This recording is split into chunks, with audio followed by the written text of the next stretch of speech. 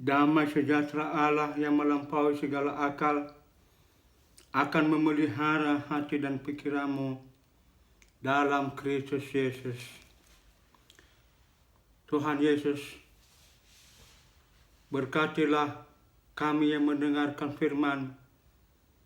Berikanlah kami hikmat sehingga kami memperoleh berkat dari kebenarannya.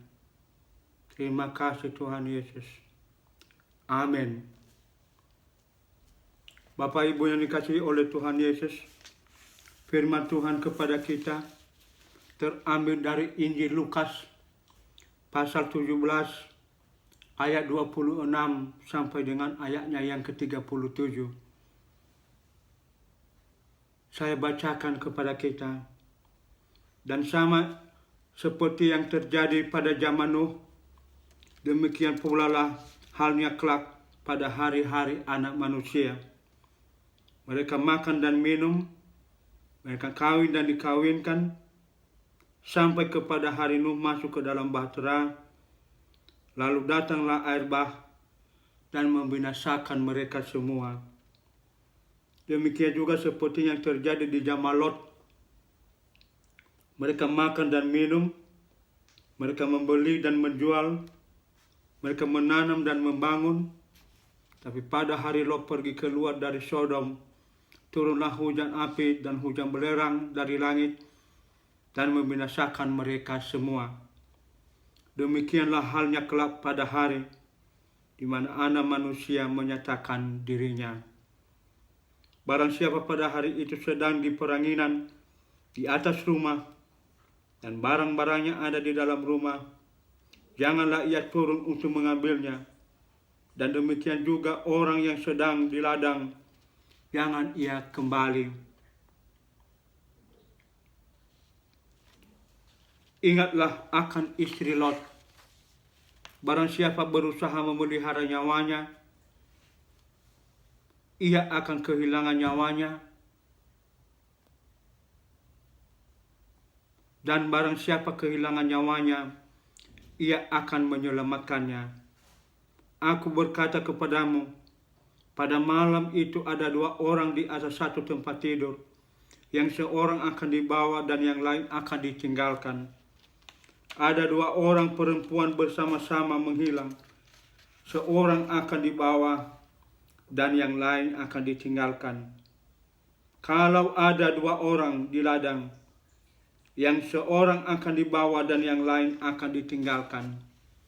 Kata mereka kepada Yesus, "Di mana Tuhan?" Katanya kepada mereka, "Di mana ada mayat, di situ berkerumung burung najar." Bapak Ibu yang dikasihi oleh Tuhan Yesus, kalau kita membaca dari ayat 20 pasal 17 ini sampai dengan ayatnya yang ke-37, maka oleh Lembaga Alkitab Indonesia memberi judul Kedatangan Kerajaan Allah. Kerajaan Allah berbeda pemahamannya antara orang Israel dengan Tuhan Yesus. Kalau orang Israel, ahli Taurat, Saduki, Farisi, dan Ortodoks memahami kerajaan Allah itu, yaitu kehadiran seorang sosok yang ditunggu, yang sekaliber dengan Daud atau Salomo. Artinya lebih kepada duniawi dan politis. Sementara Tuhan Yesus pada ayat 21 dikatakannya bahwa kerajaan Allah itu ada di antara kamu. Ada di antara Bapak Ibu. Di dalam keluarga Bapak Ibu. Di dalam jemaat Bapak Ibu. Di tempat pekerjaan Bapak Ibu. Hanya kerajaan Allah yang dimaksud oleh Tuhan Yesus adalah kehadiran daripada orang-orang percaya dalam membawa kedamaian, dalam membawa sesuatu yang indah, sesuatu yang harmonis. Tentu ini sangat jauh dari apa yang dipahami oleh orang Israel. Pertanyaan Bapak Ibu, bagaimana dalam kenyataan kehidupan kita? Atau jangan-jangan sama dengan orang Israel juga?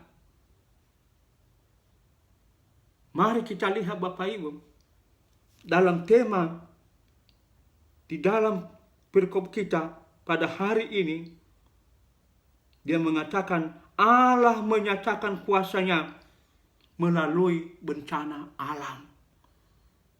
Jadi dua peristiwa besar, air bah dan Sodom dan Gomora, dinyatakan di sana Bapak Ibu bahwa karena kejahatan manusia, maka Allah menyesal. Allah tidak memperdulikan, harus ada yang dihukum, harus ada yang mati. Bapak Ibu yang dikasihi oleh Tuhan Yesus, karena kejahatan manusia sudah sangat luar biasa. Disebutkan dalam bahasa kita tadi, makan minum, pesta pora, dan segala macamnya yang dilakukan. Tetapi ada Nuh, ada Lot, yang disebut orang benar, tidak bercela, dan sering bergaul dengan Allah. Dan mereka inilah yang diselamatkan di bencana alam itu. Bapak Ibu yang dikasihi oleh Tuhan Yesus. Oleh karena itu, kerajaan Allah menuntut kita untuk memaknai kehidupan kita. Menuntut kita untuk melihat apa yang telah kita lakukan dalam pemikiran kita, perbuatan kita, perkataan kita. Apakah kita termasuk kelompok seperti Nuh dan keluarganya, kelompok Lot dan anak-anaknya? Kalau sedemikian, maka itu ada suatu pertanda yang baik di dunia. Tapi kalau sebaliknya, seperti yang terjadi kepada kebanyakan orang, dan tentu bencana seperti pandemi ini berguna bagi kita, bukan untuk mencari siapa yang berdosa, siapa yang dihakimi. Tapi setiap orang perlu memaknai